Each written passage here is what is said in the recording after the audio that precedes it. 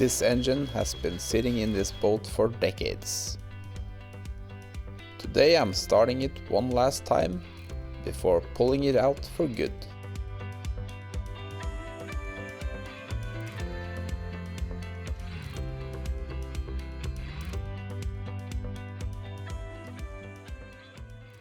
Hey guys, today we are ready for the engine works. I've been waiting for this for weeks now to get this old Volvo Penta out of here. But before we do that, I just have to try to start it and see if we can get it running. So we'll hook up some fuel and a battery and do some checks and see if we can get that thing going. I'm just gonna sell it as a parts engine, so I'm not gonna spend time on like taking out the injectors, like give it minimum what it needs to run and see if we can get it firing.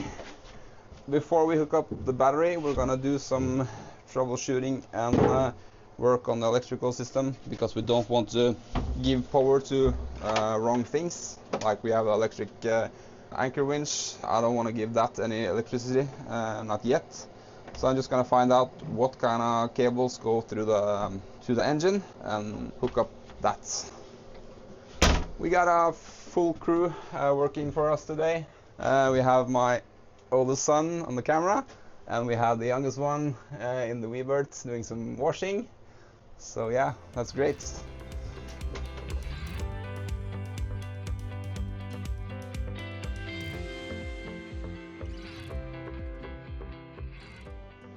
And of course, a full disclosure, I would never do this if I was on the water and was going out for sail. This is just best of MacGyver to get this engine running.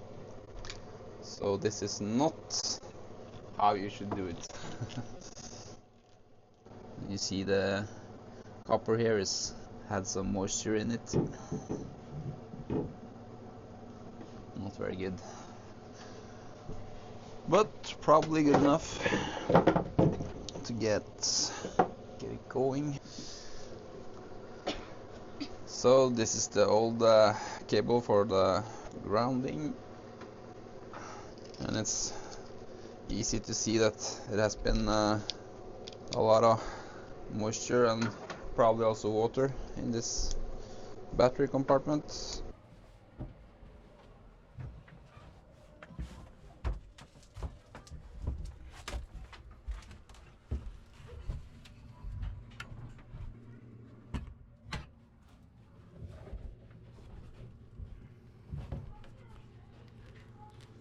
Here we have the backside of the control panel for the engine, and here we have some controls for the anchor winch. Those cables are not connected to the battery, so it should be good. I'm gonna cut the lines because I don't know anything about this fuel tank, and just use plastic jug and put the fuel lines in that one, because that fuel tank is gonna need some work before we can use that. So I will try to jam myself down here again. See you later. So as you can see, the battery is now hooked up. We don't have fuel yet, but I want to just see if the starter is turning over.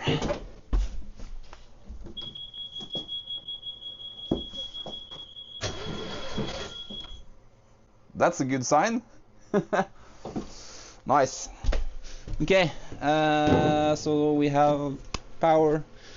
The engine is turning over. We have disconnected the fuel line, so now we're just gonna get ourselves a 5-liter diesel jug, plastic can, fill that up, put the fuel line into that jug, and release a bleeding screw on the filter and pump up the fuel and get the air out. Might have to do it on the injectors as well.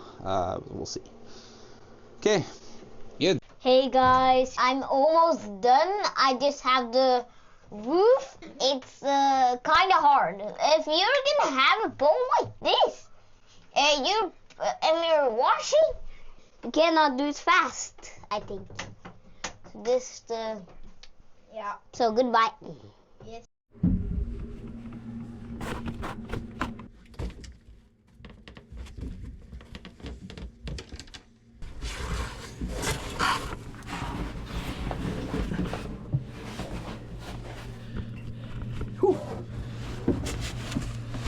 starting to find somewhat of a technique to get down here.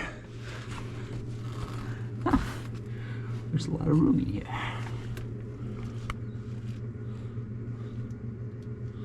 You can see the quadrant. That's a project for another time. So here's the diesel tank. As you can see, it's built in the bulkhead, which is not ideal. I will not be able to get this out very easy. But that's a 2026 problem. Okay, fuel line is ready. But let's empty this fuel filter and see what we have in there. If I had a new one, I could replace it, but I don't. I don't want to use any more money than necessary.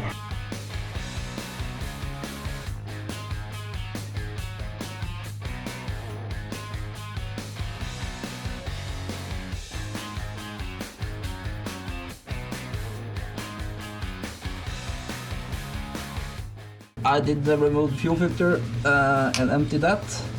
It didn't have any signs of water in it, but some debris, so I filled that up with fresh fuel. I have installed my fuel tank, which is a plastic jug. I have taken the hose going through the tank and installed it into the jug. So now I'm gonna just crack open this bleeding screw. I have a container under here so I don't make a big mess. And now we should be able to get some fuel when we start pumping. The air is coming out, so I think we're on to something there. Seems to be getting fuel. I don't think this pump is working very good. That sucks. Screw also seems to be damaged.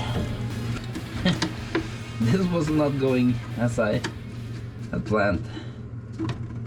Okay, so we don't have any way to get air out of the system, and the bleeding screw is not working, or the threads on the bleeding screw seems to be long gone. So I would say this is probably not gonna happen. I can't get someone to crank the starter while I bleed. That was a shame.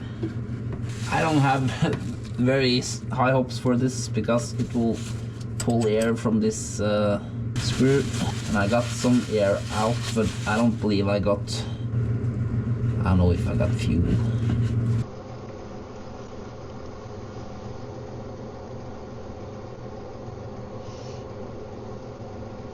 Oil is looking good. Can't see any water in it. It's a good sign. Okay, we have power, we have fuel. We'll give it a shot. One more thing, I need a fire extinguisher. Okay, here goes nothing.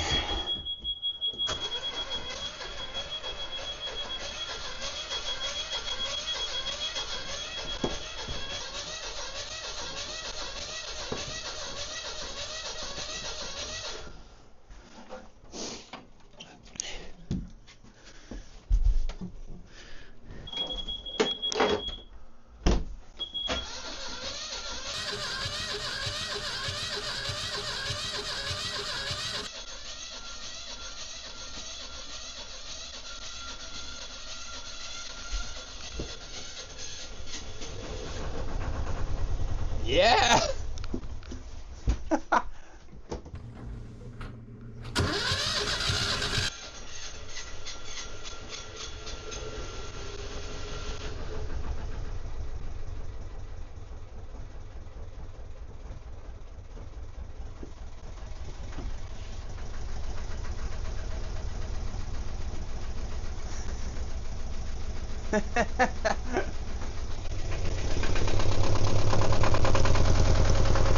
Yes!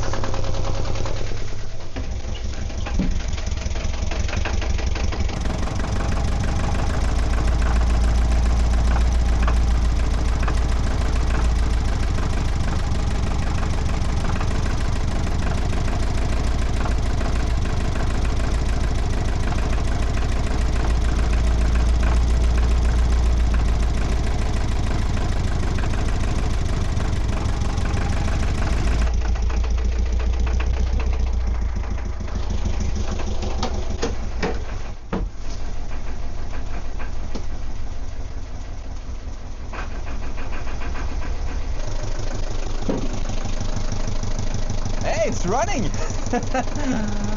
And not too bad either, actually.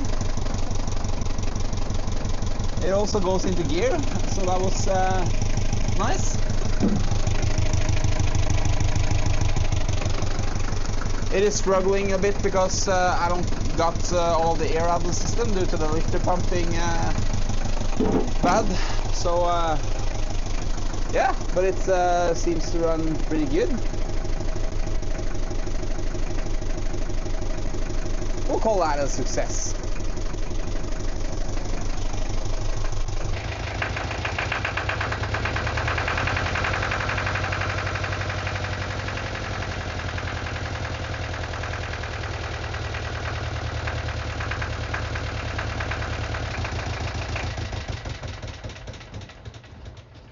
So yeah, that was cool.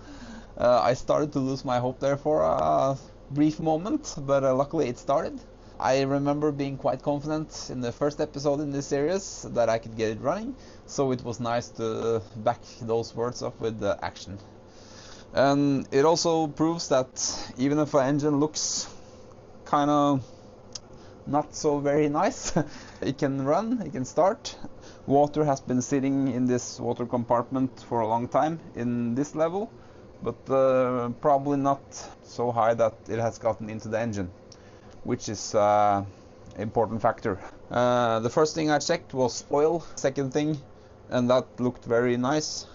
And then the flywheel was going very smooth.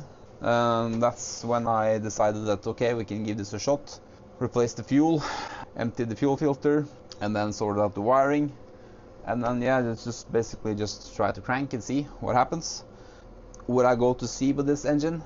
Hell no. It would require a lot of work to get it to function and be reliable. That's a big job. Replacing all hoses, belts, all fluids, all filters, cleaning the diesel tank, probably also replacing fuel lines, all this old wiring. There's a lot of stuff you wanna check and replace before you can trust an old engine like this. That being said, it can work for many years, especially this has been converted to freshwater cooling probably 25 years ago. So this engine is probably in pretty good condition for its age. The reason I'm replacing it is that I need something, for my sailing plans, I need something more reliable. So this is why that engine is going out and a newer one is going in. So yeah, enough talk. Let's get to work again in disconnecting everything and get this engine out of here.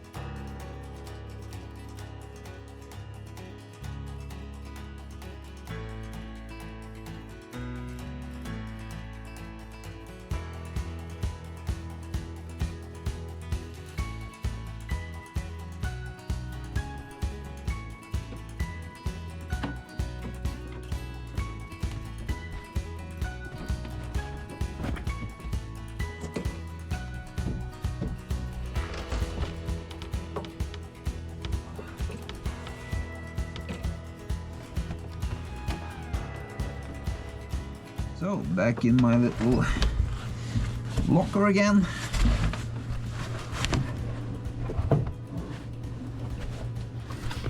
Starting to feel comfortable here now. So now we have disconnected the water hoses that I can reach on the front side. So now I can disconnect the ones going to the hot water tank.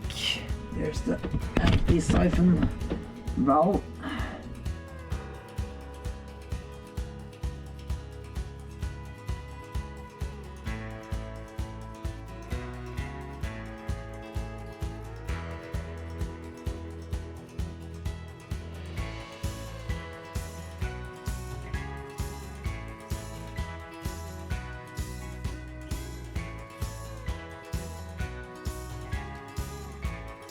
Okay, we're getting somewhere. I have undone the cables for the throttle, the engine stop, and the gear. I'm now working on the bolts that connects the engine to the sail drive. 10mm bolts. It's not the best position lying on the side. I feel like I'm doing work inside my lunchbox right now. And I have to try to see if I can get to the bolts on the other side. Oh, stuck like Chuck.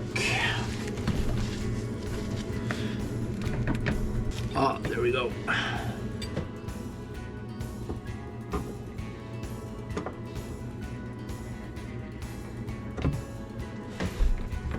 Okay, this is the cables that runs back to the ignition control. And I'll cut it on this side, keeping a little bit of wire visible, because then the new owner of this engine, if he's gonna use the whole cable package, he can color code them.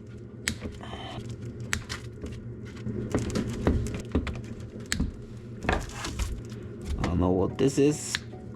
I don't care. This is the best thing about like starting from scratch. You can just cut it away. Starting to look like something. I think I disconnected everything now. Got all the bolts out from where the engine is connected to the sail drive. So just need to get that exhaust hose off, and then we can do the engine mounts on the front side. And that's a good thing, because my neck is starting to hurt. I'm not used to working in confined spaces like this. But that's how it is.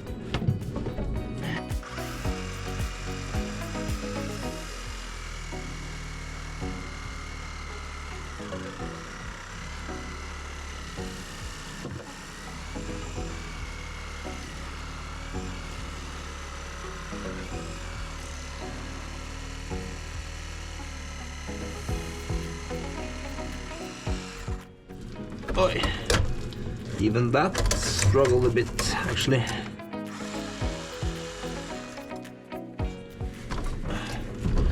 Should be free now.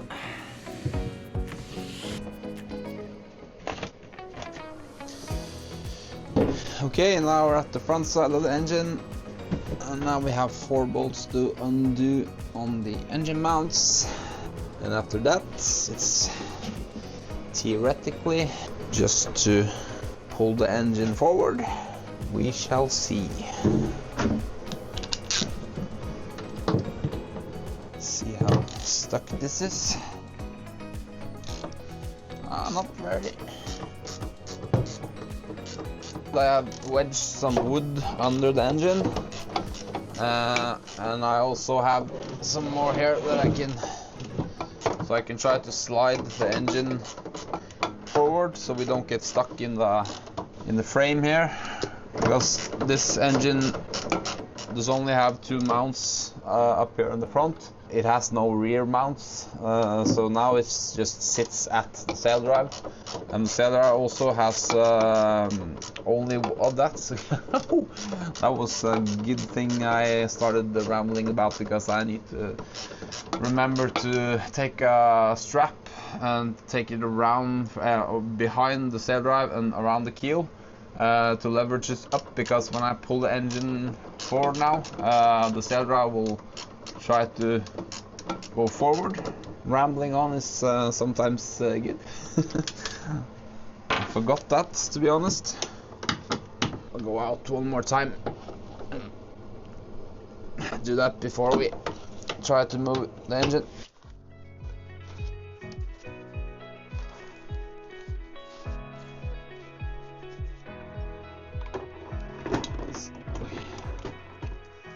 This engine is slightly heavier than I anticipated, so we need to rig up a hoisting mechanism.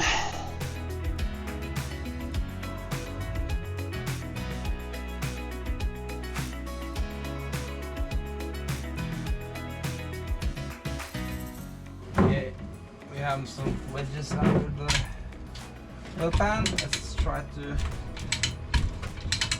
free it up again and see.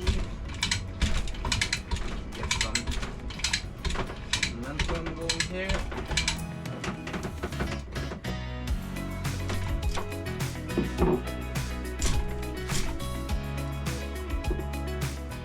Okay, we need to do a little strategy change. The engine is free now, but this metal frame doesn't connect to the engine, but it's stuck to the engine cradle. The bolts are out, so it's just, I don't know why it's stuck, but it's been there so many years. So I can't get the engine over that pipe because I have zero headroom. So I need to try to break this frame loose, damaging the fiberglass. I might just drop the strap in this pipe and just try to beat it with a hammer and see.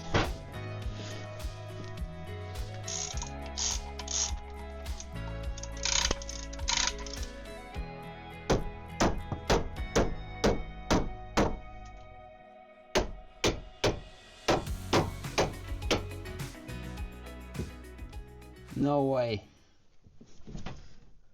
No, that's not possible. Oh. Good thing I saw that. There are another bolt. Okay. Good thing I didn't pull any harder, because that's not gonna work. Okay, let's see. So that's gotta be the newest research out there. Engine is much lighter when all the bolts on the mounts are removed. Should probably edit out mistakes like that, but I think it's kind of funny, so I'll leave it in. Okay, let's get our strap back on and see if we can wiggle this engine some more.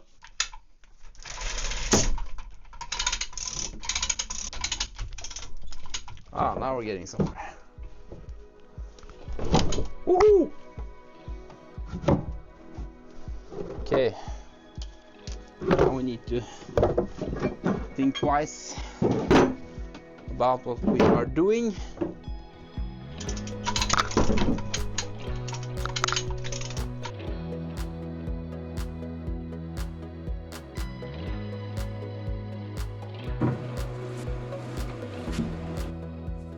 So, finally the engine is out. That was a big job, much bigger than I anticipated. Clock is almost midnight, so it was nice to finally get it out.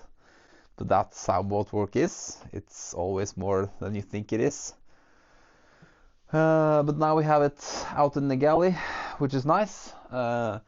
Next step is to get the sail drive out as well, and then we can start working on the engine compartment, washing, cleaning, sanding, and start prepping it for paint. But first we need to get this big chunk of iron out of this boat, and to see how we manage that, you have to tune in next week, because this is it for this episode. Thank you so much for watching, and I hope I'll see you later. Bye bye.